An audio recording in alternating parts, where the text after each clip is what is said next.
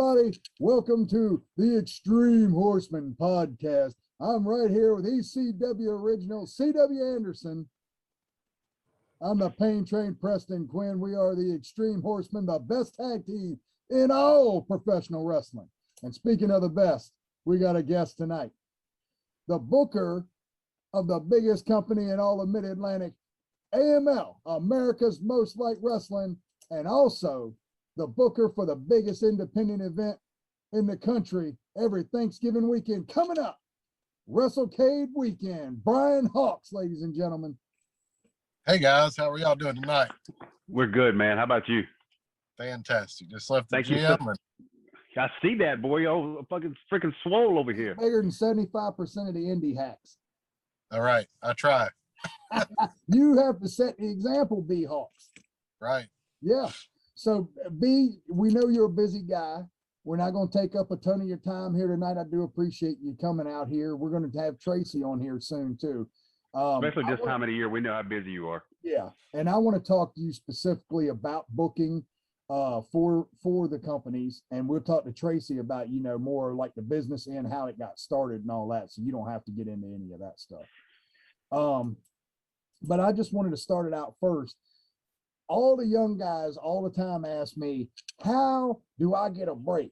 How do I get a look by AML and or Wrestlecade? But, you know, of course, starting with AML, I get every week, I get messages about how do I get booked at AML? What is it, B, that you look for that kind of gives you that little bit of the Iggy, that little inkling that, hey, man, maybe this dude needs a look at it. He's a pretty professional guy. What do you look for? I would say that, in my opinion, and just my opinion alone, has changed since we first started, even back 2012 when we first did WrestleCade. It used to just be, you know, talent, look, stuff like that. And now I would say it's changed more to me is to, and I think you guys would agree with this, we've turned into more like a family. So when we come to our shows, we all get along. We all have a great time. Of course, we're doing some storytelling, we're doing wrestling, but, you know, we all get along. It's a great locker room. But I would say maybe Jeff Jarrett's the one that kind of opened my eyes to what we're looking for. We did a show in Hickory with Global Force one time, and we just did, you know, something we've always kind of done for years. You know, if you come help us set up the arena, you know, I'll put you in a battle royal type thing. And I think that's where we found White Mike that night. Mike showed up, never told anybody was coming, helped set up, helped tear down, but he made an impression with Jarrett and myself when we were sitting there watching that battle royal. He's like, man, you need to use this guy. And now Mike's, of course, went from, you know, doing that. He was a tag team champion and he's a regular on our shows, traveled a lot. Now he's kind of not traveling a lot and kind of focusing on his kids. So God bless him. I would say that I'm just looking for people that's interested in what we're doing. And even with WrestleCade, I get tons of messages all the time. Like even this week, like somebody messaged me, was like, hey, I think me and such would be a good tag team for the Rock and Roll Express. And that already turns me off because I know that we've already released the match with Rock and Rolls taking on the Bollywood Boys. So if you're not paying attention to what I'm doing, then I'm not going to pay attention to what you're doing. And it's no disrespect, but you've got to know what we're doing to know if you're even can be a part of this thing or not, because it's independent wrestling for a reason. I think all these guys are pretty much 90% of them have the same beard, long hair. I'm 5'7", badass attitude. I mean, it's all the same. You've just got to adapt to the family environment. You've got to adapt to our show. You got to get over with our fans, and you just got to, you know, you've got to want to be there with us. And if you're not interested in what we're doing, I don't have any interest in you either. Yeah, that's, you know, basically exactly what I expected to hear you say. On that note, I'm a decent hand in the ring type of indie guy. I'm looking to get into AML because I know that AML is full of there's not a bad match on the card, because like you said, the locker room, though it's family, and normally when you hear that, you think, well, when there's family, you got this second cousin over here that's just not good, but he's family. That's not what AML is. AML's family, but we have, in that locker room, it has been vetted so well that even though everybody gets along, everybody is good. I don't think you could have a bad match with any of the regular roster against any part of the regular roster of AML. No, I don't either. No, not right now. But I liken that to a football team too, because in football, you have to continue to try to get better at each position until you become a competitive football team. And I think that AML has done that roster-wise, where you have a mixture of every kind of wrestler that you could ask for in professional wrestling. And it took forever to get there too. AML started in 2015. We've been through a lot of talent, a lot of guys we used forever. And it took a while to get here. There's some people I thought were part of the family, part of the team, and found out they're not. And, you know, you live and you learn. And I would like to think the people we're using now look at it as more than just a payday. And that's the kind of the guys we vetted out, people that are just showing up to get a couple dollars and going down the road. That's not what we're interested in. We're trying to tell stories and connect with our fans, and a lot of the fans that are coming, they're connected with just what we're doing. It's just our stories, and just, you know, we're just as big to them as what they can watch on TV during the week. One of the things I've noticed in all the years I've been here is how easy you and Tracy are to get along with, especially you. You're willing to give guys second and third chances because everybody it's a learning process.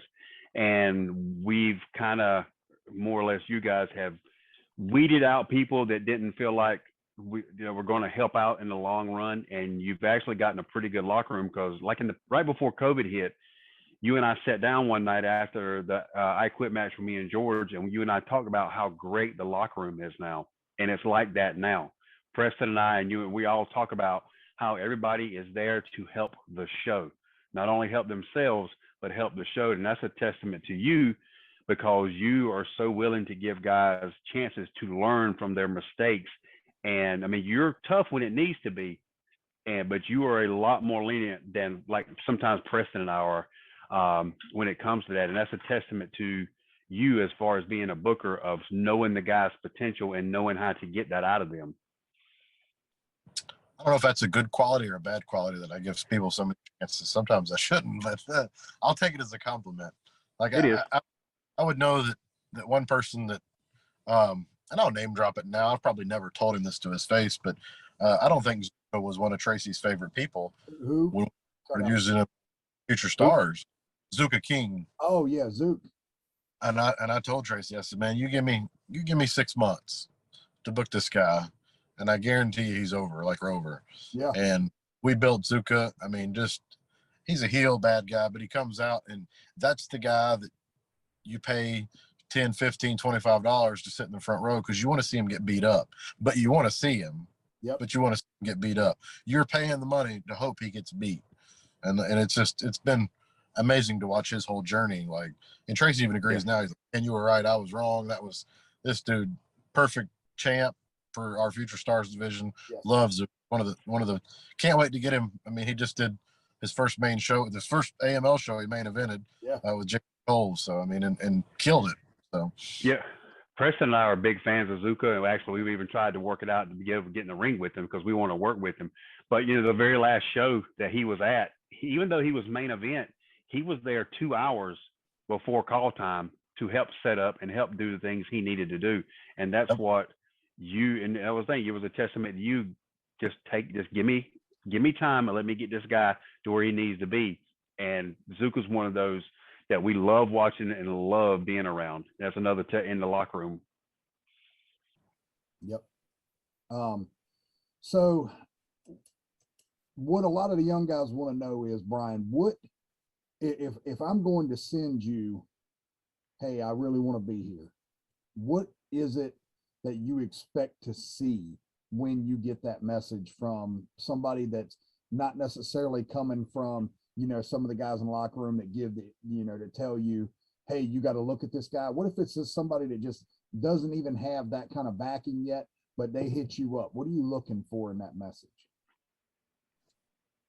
Same thing I look for in a job interview. Like, if you're coming to me looking for work, you're expecting me to give you money, then you need to be invested in what we're actually doing.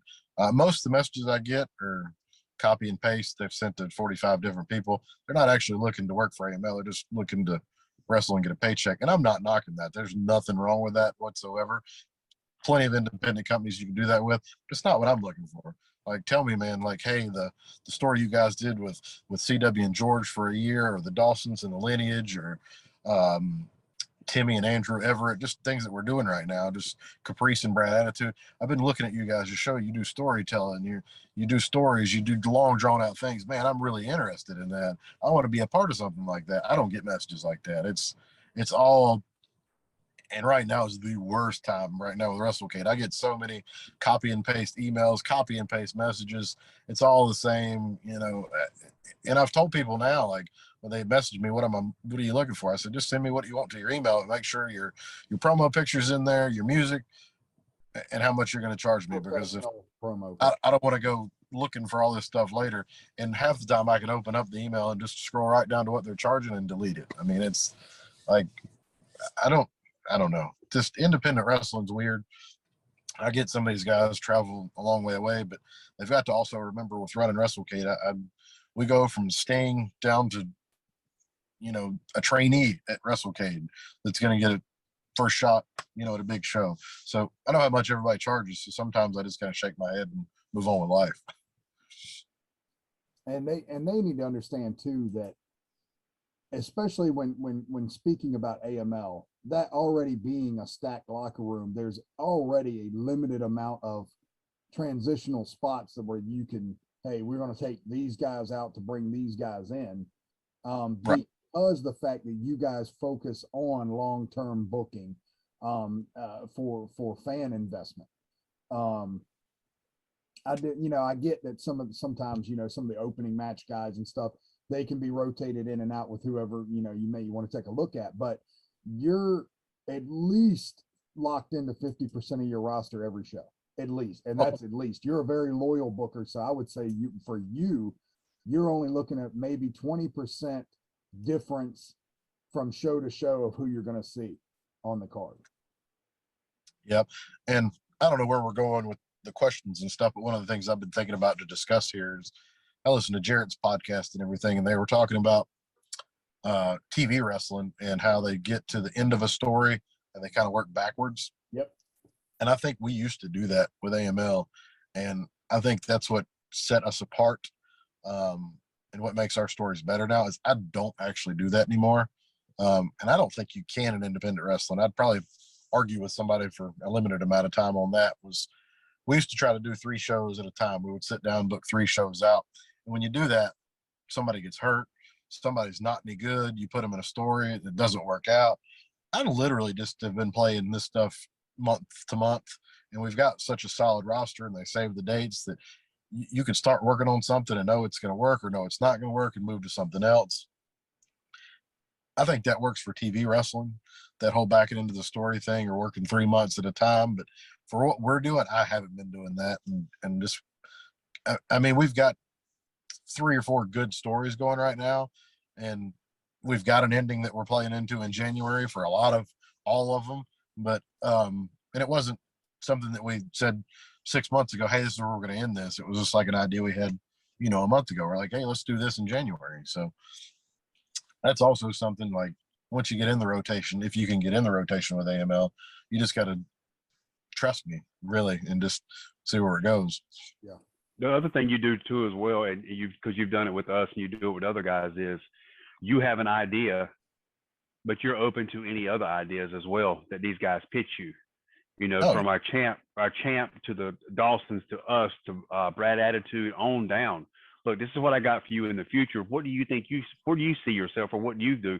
And you give it to me, give it to Brian, and then Brian plays off of it and tweaks it and ends up. And a lot of times, man, it comes out to some really good stuff. I mean, the stuff that George and I did, it was you, me, and George just throwing things around and saw what stick. It's us with the lineage now. And that's what one of the things is, like you said, you don't play into it. We go month by month, and it seems to work out. And if it ain't broke, don't fix it. No, I'm definitely when we first started, we did the 3-month thing, and it just never I mean, there was even, I won't name drop this guy, but there was even a time where I was like, hey, let me shoot you these 3 dates, book these for me. And after the first match, I was like, we honor our obligations here, so I'm going to PayPal you the other 2 dates of money, but don't worry about coming because it was awful. I remember that. Okay. So we've covered what you kind of look for. We've covered how professional things work at AML, how great the team is and stuff like that. What is the worst examples of unprofessional idiocy that you've gotten since you've been booker of AML and Wrestlecade? For me, I've got 2 kids and I work 12 hours a day. So it's the people that don't work that message you at 3 o'clock in the morning. And it's like, hey man, you got any open dates? No, I at 3 o'clock in the morning, I don't have an open date for nobody. Like, why are you messaging me at 3 o'clock in the morning? But it's just, I would say a lot of the independent wrestling circuit has never applied for an actual literal job in their life. Like the way that they message people just isn't professional at all. And I think if they would sit down and just ask, like you're doing now, ask somebody like, hey, what do you look for? What do you want? Let me introduce myself. Like, it's cool if you've been to seminars for me and who you've learned from, who's trained you. Yeah. If you've actually invested yourself in the gear that you've got, if you've got a high resolution picture that you can send me, I'll listen to that's one reason I asked to listen to your music. I'll listen to your music just to see, like, for me as a kid growing up, your entrance was it for me. If you lost me on your entrance, then we're lost for the rest of the match. I mean, I listen to a lot of stuff, but just, do you go to the gym? Yeah. I mean, if you're gonna be a professional wrestler and you weigh 120 pounds, you're not a professional wrestler. You're just playing that on the weekends. So I mean, there's just a lot of things that, I mean, I could screenshot messages and we can just do a loop of 30 minutes stuff, but it ain't worth it. Podcast. I'm sure the grammar on some of those is fantastic as well. No, looking for the booking. And it's misspelling AML or misspelling Wrestlecade, just, Yeah. I mean, you don't even know what you're asking to work for. You don't even know how to spell it. Much less. Has Will Mascaris ever contacted you for a booking? No, but Damn it. That's Mill's third cousin, though. Yeah, I seen it. See, I think you had something you wanted to ask Brian, something that's special to us. Yeah, something that's you have some good guys in this locker room. You have somebody like myself that's been around the world a few times and been there and done that. But we also have what I consider one of the best wrestlers I've ever been in the ring with in George South. That is a consummate of AML. He's been there since day one. He continues to go out there and outwork everybody on a nightly basis on the things he does. I don't think George gets enough credit, but for you, Brian, what does George South mean to you and to the AML locker room and fans? He wasn't just the first person at AML. He was the first person at Wrestlecade too. Like, he's been with us since we literally got started. It took 2 years for me to get me to accept my friend request on Facebook. I feel your pain. But seriously, like, we've got such a close, like, he's like a father figure to me now. Like, he's been there since the beginning. The advice that he offers, how hard he works in the ring. He's one of the guys that you tell what you want. He just comes up to you. It's real short. Hey, what are you looking for tonight? And he makes it work. He never says, no, I don't want to do that. I mean, CW can tell you, I mean, we don't play into the fourth wall at AML or whatever, but I don't know how many fans know that we actually snowballed him into lose or actually winning the AML title at Wrestlecade one year. We told him he was going to lose, and Yep. We tricked him into so many good stories with George. Like, I mean, I literally at Wrestlecade one year had to walk behind the curtain because I was out at ringside and had to, like, cry behind the curtain because, like, he was always a bad guy. And I had him so fired up the whole Wrestlecade weekend. I told him to listen to Spud, Rockstar Spud. in the Battle Royal. I said, just listen to him. He'll tell you what to do. He says, Brian, I don't like that. I'm not going to do it. And that's the first time he ever told me no. I said, listen, George, I just need you to trust me. I just need you to listen to Spud. He walked around the whole weekend telling everybody how mad he was at me, and he wasn't going to listen to no stupid potato, and he didn't know what was going on. But we basically set it up where George was going to win his own Battle Royal that year, and he was going to, eliminate Spud. And they did a little spot in the ring, and Spud even got back in. And I remember I went to ringside, and Spud just looked at me. He said, just keep giving it to me. The crowd's eating it up. And George goes, I'm out of moves. I don't know what else to do. But he went from, he knew that it was special what I had done. So he went from being the biggest bad guy in the world to getting on the mic and cutting the biggest babyface promo. I had to walk off. So, I mean, we've had so many special moments. I mean, him with Muda, he's the only person you could have picked to wrestle Muda at WrestleCade. I mean, it's just somebody that's been there from the beginning, somebody that, trusts in God and teaches us all to be a better person. I mean, you can't ask for somebody better to be a locker room leader than you have in George, and just continues to he's having just as good as matches as he could have had 20 years ago. It's amazing how good he is in the ring. That was the one thing I learned. I knew George was good, and I knew George had been around a long time, but until you decided to put me with him with the feud we did, I didn't know how good George was until I sat in the ring with him. And you even said it in the locker room that night. How many times have you seen me be in a match and not call it? And I never said a word. George called everything. George said everything. I just listened. He always texts me during the week, says he's prayed for me, which means the world to me. He's close with us three, and being able to be around him on a monthly basis and just learn from him and sit back and watch. At 60 some years old, the man's still getting color. Oh yeah. And it's crazy to sit there and watch him do the things he does. And I don't think you can have AML without George South or WrestleCade. No, I don't think so. They're one and the same. Yeah. He's messaged me for 3 straight days now that he's already at the Benton Convention Center, ready to go. And he said, I've been here for 3 days. Wait from the opening part. 3 weeks ahead of time. He doesn't care. Nope. He's out there getting color on the sidewalk. That's the other thing people don't realize too, that we know that when you're setting up for WrestleCade, he's one of the first ones there on Monday. Whenever you guys start, he's one of the first ones there and helps set it up and tear it all down. Plus working the shows as well. Oh, he's there from start to finish. We'll get there Wednesday afternoon and start setting up rings and tables and stuff, and he'll be one of the first ones there, and he won't leave all weekend. He swears he sleeps at the Benton Convention Center. That's where he's at all weekend. He loves it, and then he should. I mean, it's part of him. He's got some cool matches. Him and Colby Carino are what they've got planned for that Sunday. If you ain't, well, I've actually got 95 text messages since we've been doing this, as I'm sitting here watching, because I think Tracy finally just announced that WrestleCade sold out. So it's oh my God, WrestleCade sold out and they can't buy tickets. Oh. So week before the shows. Okay. Well, speaking of which, now Tracy already had put out that we had pre-sold more tickets up until the point of that post than any previous WrestleCade had ever sold. The Benton Convention Center, ladies and gentlemen, is not a small venue. When they say it's sold out, that's over 10,000 people that will go through those doors that weekend. Yeah, so, there's 2 hotels, and a third one getting ready to sell out. Yep.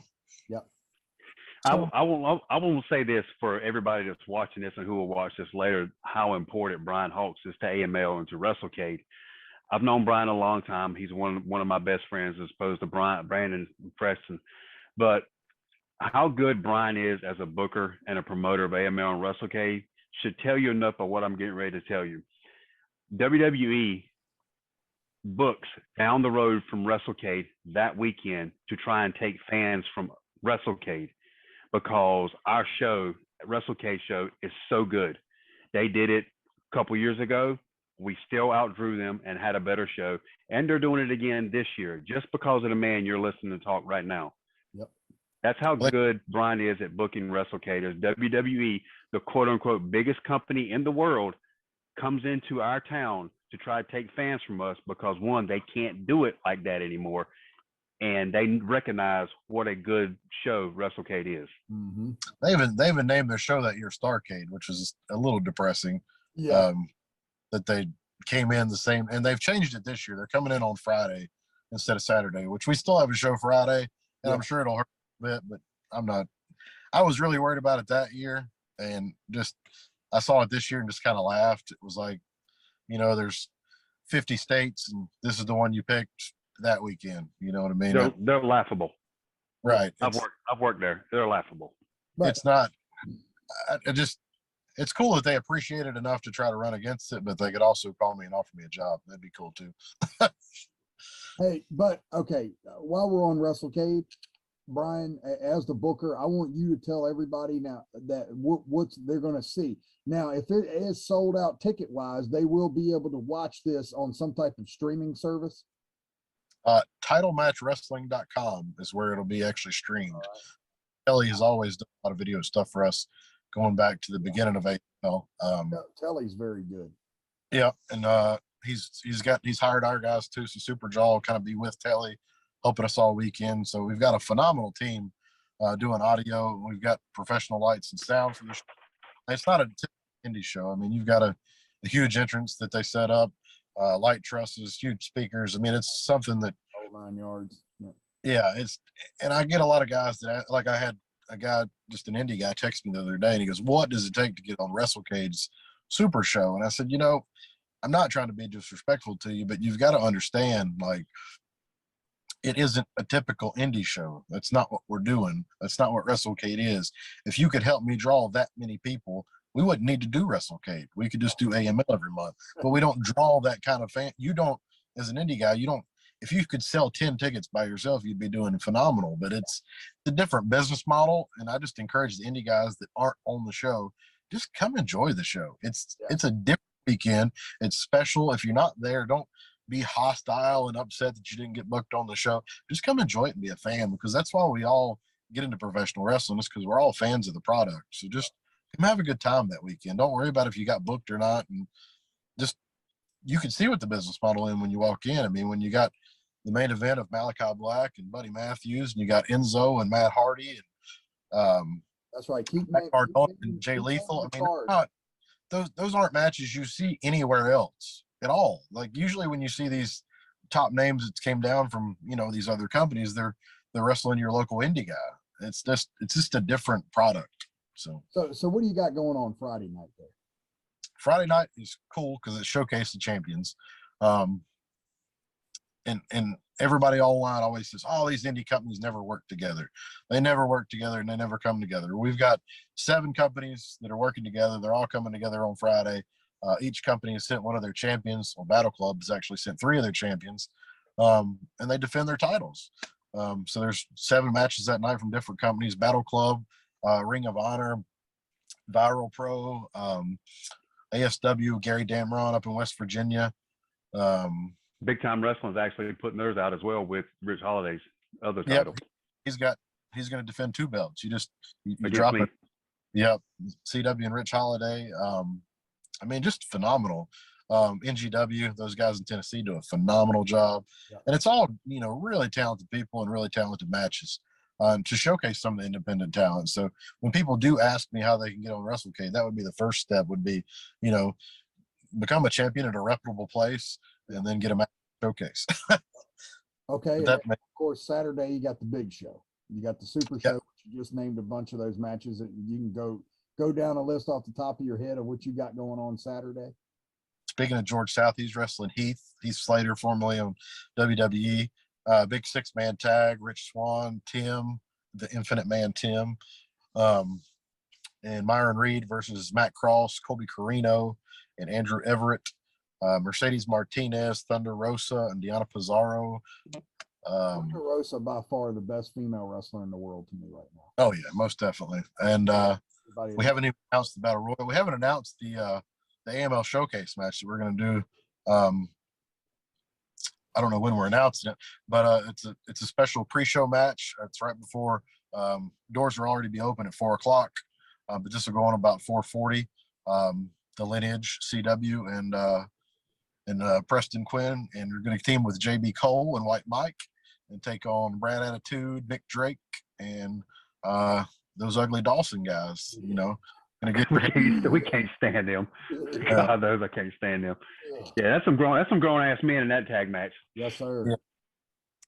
Except for JB Cole, he's not a grown ass man. We just get him. We'll tell him get behind us. Right. Yeah, Scrappy do. We'll tell him. You got a few surprises too in that show that people don't want to miss. Yep. We're not those. Yep. The Battle Royal has got 2 surprises, and hopefully that entertains the fans. There's actually another surprise. I'm not even going to mention what match it's in, but there's an ending to a match with, you know, everybody knows this is a work, so I'm not shocking anybody right here, but son of a bitch. Yeah.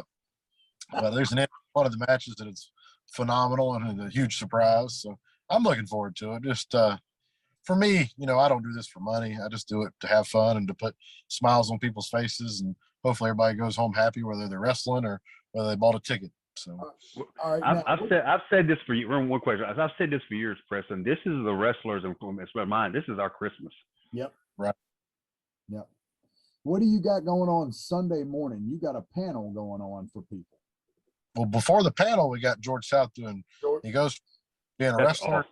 He's going to go from being a wrestler to a preacher, then doing a hardcore match. So he does it all. So you can come to the George South service on Sunday morning. Yep.